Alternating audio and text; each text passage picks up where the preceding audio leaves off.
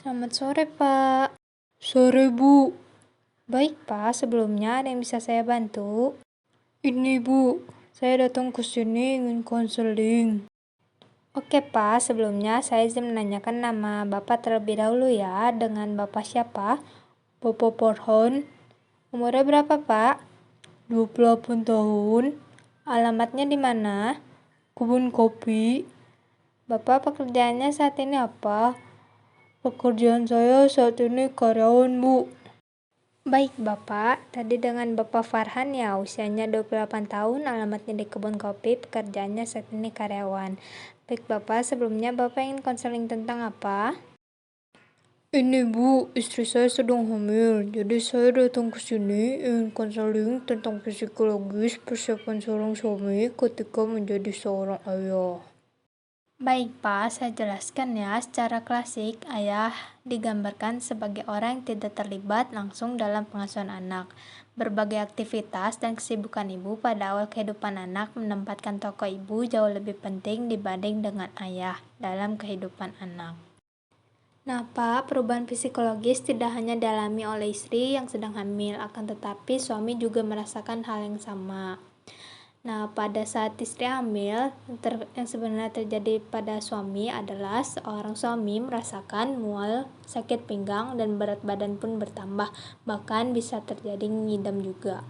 Padahal yang hamil adalah istrinya, sedangkan suaminya tidak. Nah, yang kedua, adanya rasa bangga yang berlebihan. Nah, yang ketiga itu adanya rasa bangga karena akan memiliki seorang keturunan. Nah, beberapa adaptasi yang Bapak alami sebagai seorang suami yaitu yang pertama ada masalah keuangan dan kondisi yang tidak diinginkan selama istri Bapak hamil. Yang kedua, cemas bayinya tidak sehat dan khawatir setelah melahirkan. Yang ketiga, peran setelah melahirkan dan kemampuan sebagai orang tua.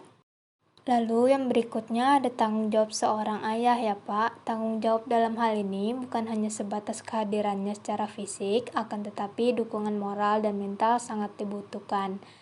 Bapak sebagai suami berperan mencari nafkah, padahal itu belumlah cukup. Bapak mestinya juga turut bertanggung jawab atas beban yang dijalani istri Bapak, karena jika tidak, Bapak serta janinlah yang menanggung akibatnya. Pada saat ini, ketika istri Bapak hamil, baiknya Bapak sejujurnya mengerti dan bersedia berbagi tugas dengan istri. Pekerjaan sehari-hari yang biasa dikerjakan dengan sendiri oleh istri, sebaiknya dengan ikhlas dibagi dengan Bapak. Suami hebat adalah suami yang bisa memahami kondisi istri dan mau meringankan beban tanpa disuruh. Nah, Pak, ketika istri Bapak sedang hamil, ada baiknya Bapak melakukan hal-hal berikut ini. Yang pertama itu memenuhi kebutuhan fisik janin. Yang kedua itu ada pemenuhan kebutuhan kasih sayang. Pemenuhan kebutuhan kasih sayang diperoleh dari lingkungan internal dan eksternal ibu.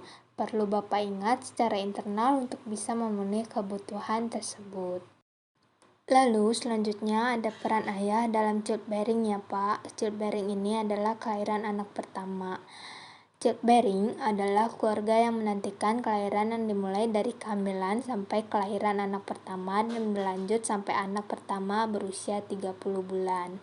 Nah, di sini peran calon ayah dapat dimulai selagi kehamilan istri membesar dan semakin kuat saat bayi dilahirkan.